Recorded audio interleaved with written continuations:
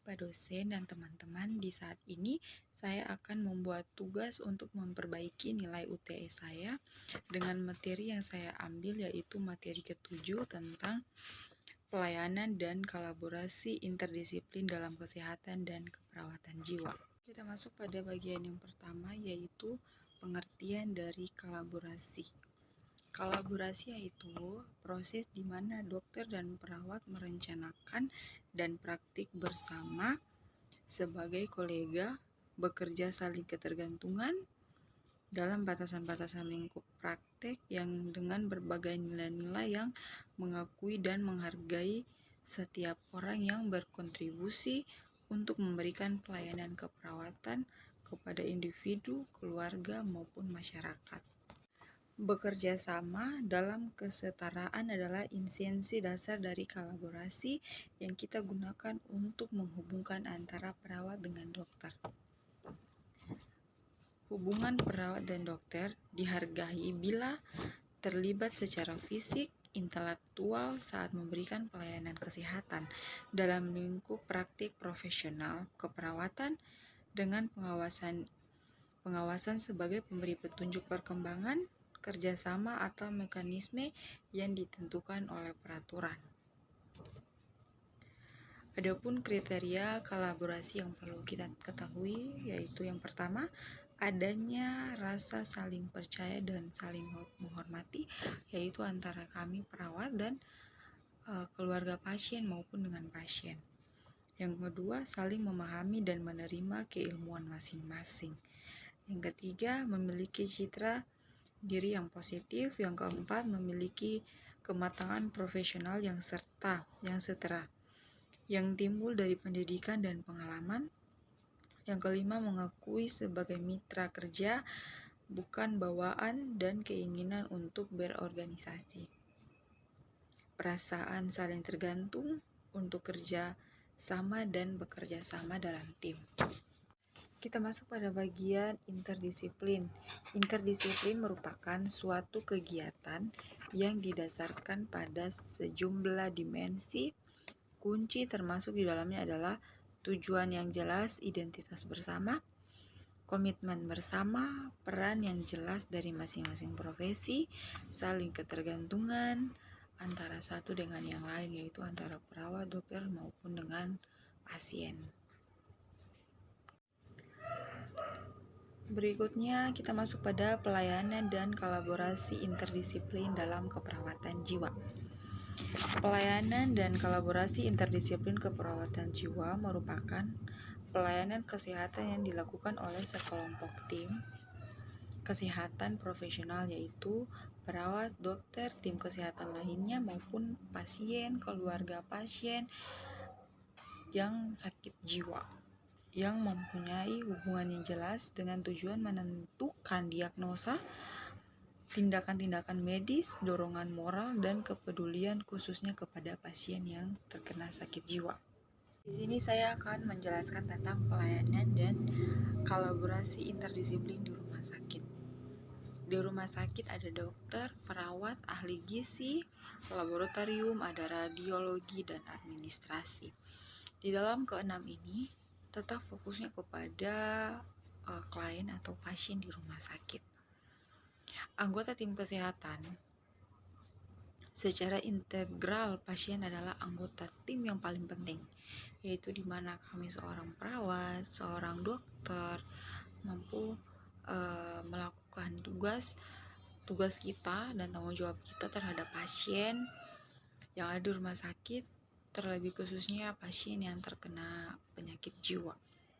Kemudian kita masuk pada bagian tim keperawatan yang sukses jika seluruh anggotanya menjadi perawat yang baik.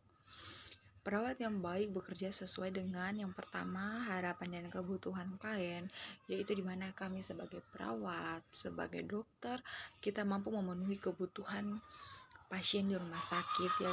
Kemudian standar praktik dan standar kerja. Perawat yang baik dapat melakukan pelayanan keperawatan yang bermutu. Siapa yang menilai?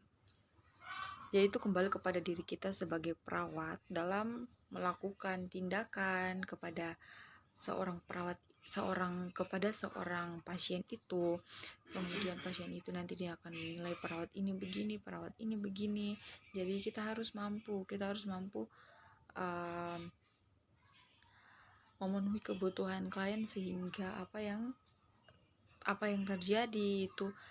terjadi kepada pasien itu dapat menilai kepada kita seorang perawat bahwa oh iya, kita mampu melakukan tindakan, kita mampu melakukan standar praktik itu terhadap pasien itu dengan baik. Kemudian kita masuk pada kolaborasi interprofesional, yaitu keterlibatan kolektif dari berbagai penyedia layanan kesehatan profesional yang bekerja sama dengan pasien, keluarga, pengasuh, dan komunitas untuk mempertimbangkan dan mengkomunikasikan perspektif unik satu sama lain dalam memberikan layanan dengan kualitas yang terbaik. Kolaborasi interprofesional, transisi ke praktik, sosialisasi mahasiswa keperawatan itu penting untuk mempersiapkan lulusan untuk berinteraksi dengan individu profesional dan non-profesional dalam pengaturan perawatan kesehatan. Kolaborasi interprofesional, area sasaran yang direkomendasikan untuk perhatian yang lebih besar termasuk yang pertama menghilangkan hambatan untuk berlatih dan peduli, yang kedua mengubah pendidikan, yang ketiga berkolaborasi dan pemimpin, mempromosikan keragamaan, yang kelima meningkatkan data. Kolaborasi interprofesional dan transportasi pendidikan, yang pertama yaitu kurangi kesalahan pengobatan, minimalkan turnover dan kelelahan akibat stres.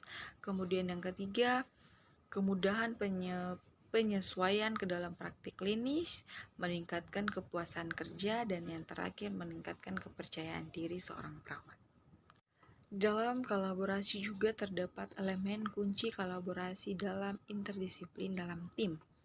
Yang pertama, memberikan pelayanan kesehatan yang berkualitas dengan menggabungkan keahlian unik profesional untuk pasien yang terkena penyakit jiwa.